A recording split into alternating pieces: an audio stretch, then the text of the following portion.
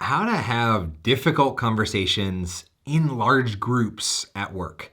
Believe it or not, this is a question that I answer on a weekly basis with clients. And in this video, kind of unique, I'm going to actually transport you to the live Ask Me Anything or question and answer session that me and my co-founder Will led or hosted at the end of one of our workshops on the art of remote connection. And somebody, Dawn, who you will soon meet, asked a really beautiful question, and we just gave this live response. And I thought that sharing the live in the moment response would be really useful to you. I'm Chad Littlefield. Let's get into it.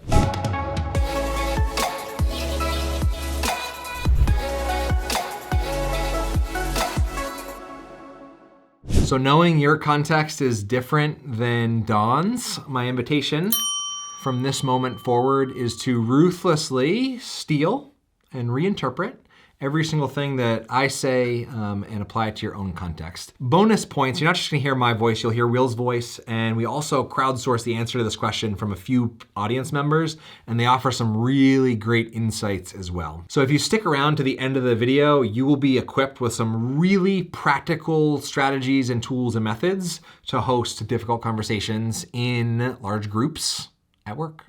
Well, thank you for the opportunity. Truly loved sitting in. I haven't been able to be on screen because I'm multitasking, but I'm in higher ed, but I do a lot of community engagement and working with some, starting to work with some difficult conversations. So my question is, when you have large groups of people, not quite as large as today, but still extra large, more than 20 or 30, how do you effectively connect or create the connections that allow for people to not only be intentional and engage, but also vulnerable with so many people with such large groups, even in the breakout groups?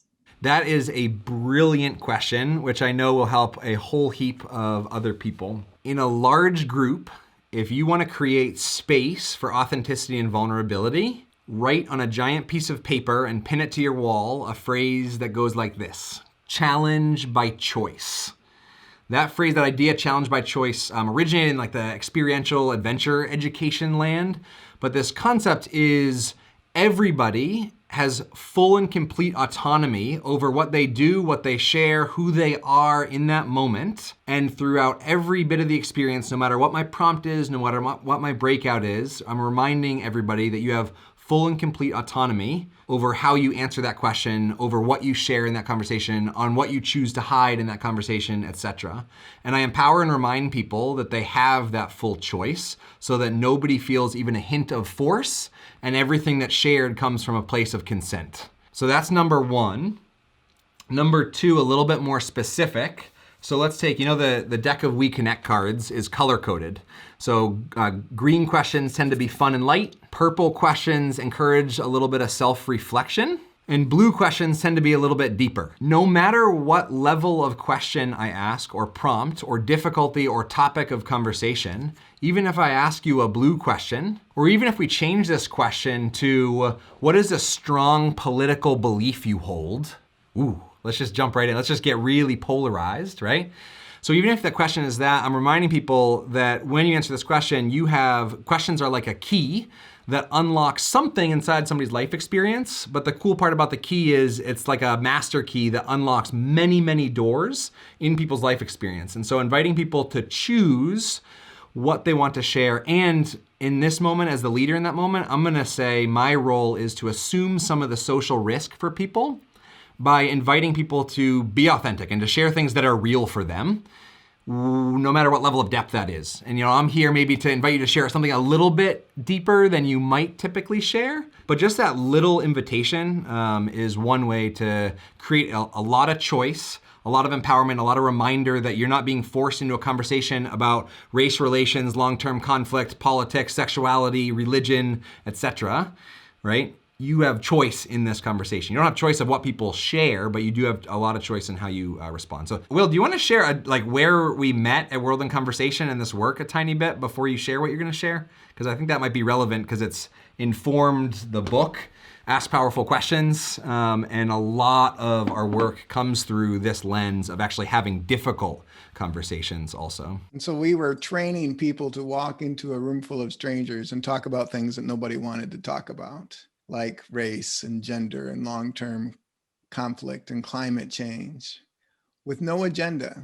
Let's just talk about it and see what happens when we actually listen to each other. And so fundamentally, the question invites us to really be in a place where we're giving people voice and choice, where they can show up in such a way that they can answer the question in a way that serves them and serves the listening to that is also in the room.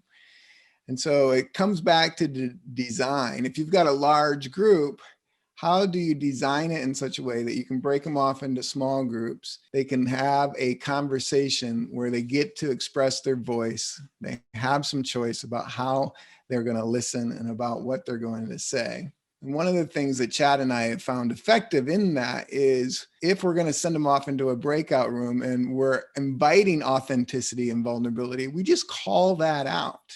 You get to choose to be as authentic and as vulnerable as you like. And we might model it first. And so we might push it beyond our comfort zone a little bit about what we would like to say. That then gives people permission to go, oh, okay, this is the kind of conversation that we're having, and invites them to do that. When you bring them back from breakout rooms, you also have to honor the fact that they were in those smaller groups and conversation and you didn't get to listen to that, but they did get to listen to each other. And so one way to honor that is to say, what struck you about those conversations? I don't need a report out. I don't need to know what you talked about, but I would love to know, how did it strike you? What did you notice? Or what impact is it having on you now? And then that, once a few people have shared, creates a sense of community, it creates a sense of connection. And then you're able to go into the next bit of content with another breakout room that has a really great question that gets them going. Asking one crisp, elegant question, dropping it in the chat box. We like to use the analytical as much as we can rather than just PowerPoint, so they can see it in the chat box. Because once they go into breakout rooms, 50% of the people will go, what was the question again? I was still thinking. And so they need to look back onto the question. If it's in the chat box, they can look at it and answer it. So one thing I'll say, when you ask the question like what struck you or what you notice about those conversations, it's inviting the group to reflect on a difficult conversation by talking about the process of how things went and what they noticed rather than the content, right? Content can create combat in difficult conversations. But when we talk about the process and what we noticed and what we learned, it highlights all the good that comes out of, and the bad and the hard stuff that comes out of difficult conversations. And so one thing I'm realizing back here, I think one of the reasons that we choose not to ask powerful questions is because there's fear of what will happen when we spark those conversations. And the best way to stunt growth is to be driven by fear.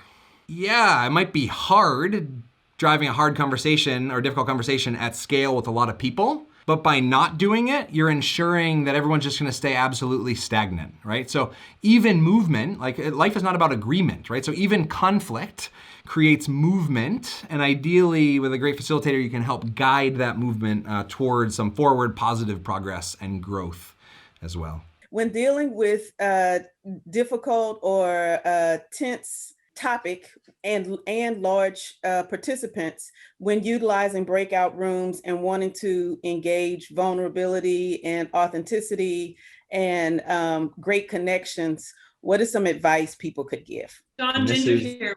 One thing I do is frame it and let everybody know it's a safe space, which I'm guessing you do, getting that feeling, and let people know that we're looking for positive, constructive progress. Really simple. That's the guardrail. And bouncing on that, I would add like set expectations at the beginning. So even just like explicitly saying assume positive intent or whatever guidelines that can support the conversation. And I would love to add in addition to maybe assuming positive intent, take a little bit of time at the beginning to create a positive intent. And so whether that comes from bottom up or top down, saying, hey, in these conversations, we have one intention and one goal, and it only is to better understand the people that you're with. It is not to get your point across or to make sure that everybody thinks you're right, right? The only goal is to understand a little bit more about the people in your groups, in your breakouts, in your team, in your etc. And if you set that intention, and maybe even if you want to go really all out with it, can you have everybody give a thumbs up or a yes in the chat or answer a poll of like, are we on board with that intention, right? Share whatever you'd like and know that ultimately that we're always going back to that intention of the intention is to skip headlines and skip opinions and skip what the world tells you should think about this and just seek to understand what that person has to actually say in that moment and try to understand who they are, not just argue with the facts or the data that is coming out of their mouth. If you loved the answer to this question, how to have difficult conversations in large groups and how to create and amplify connection and trust, you'll really, really love this book, Ask Powerful Questions, Create Conversations That Matter. That's me, that's Will. We wrote this book to help leaders and educators amplify connection, belonging, and trust and accelerate the rate at which that happens. And it's rooted in our work with this group called World in Conversation, where our job was to facilitate really difficult conversations. Some amazing lessons there. You can obviously buy the book wherever books are sold. You can get it through Audible on audiobook or Kindle, and also a free version in the link below, a free digital snippet of the first couple chapters if you want to just dive into it there. Thanks for spending your time with me and Will and this group in cyberspace. Have an awesome day, even with your difficult conversations.